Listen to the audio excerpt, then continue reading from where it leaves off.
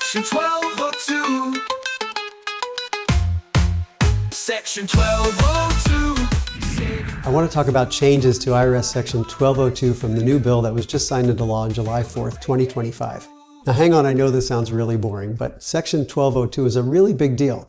Now, of course, it's huge if you're a venture capitalist or private equity, but it's just as important if, say, you have a family member or a friend who's asking for some money to help them start up a small business. Section 1202 basically says if you invest money in a small business starting up and later that business gets sold and you make a profit, that profit can be up to 100% tax-free.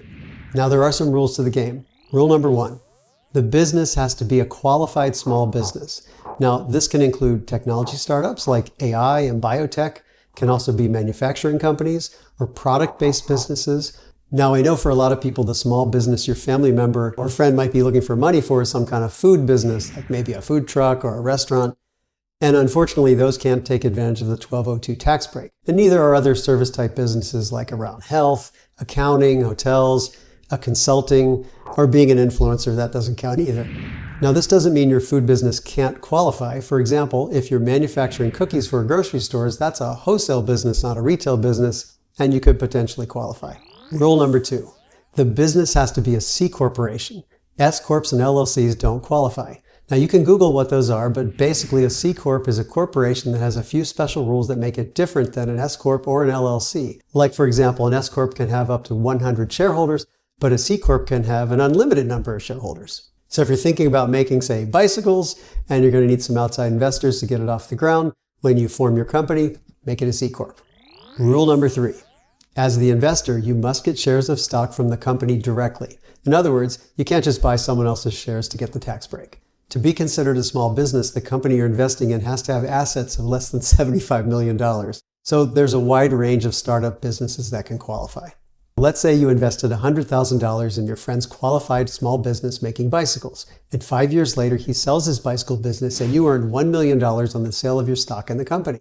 Your profit is $900,000. So with the changes to Section 1202, the government says any profit you make after 3 years, you only have to pay 50% tax on your profit. If you sell after 4 years, only 25% of the profit is taxable. And after 5 years, no tax at all on your profit, up to 10 times the amount of your original investment. So how much tax do you owe on that profit? The tax is, wait for it, zero tax. Because Section 1202 says up to 10 times the amount of your original investment is tax-free. And 10 times $100,000 is $1 million. So you can see how that can be a huge tax savings. So just remember, if you're going to help a family member or a friend and invest in their company, check to see if the business they're starting is a qualified small business. And if it is, make sure they set it up as a C Corp and get some shares of stock in exchange for that check you're going to write. If the business becomes successful and gets bought out by a bigger company, you'll save huge taxes on your profit. It's your reward for investing in a small business. See you next week. IRS makes it free, yeah. Section 1202. Tax breaks like sunshine for the business is so true. Profits we can see, yeah. 1202's your friend. Small biz make a fortune with some taxes to suspend. Section 1202.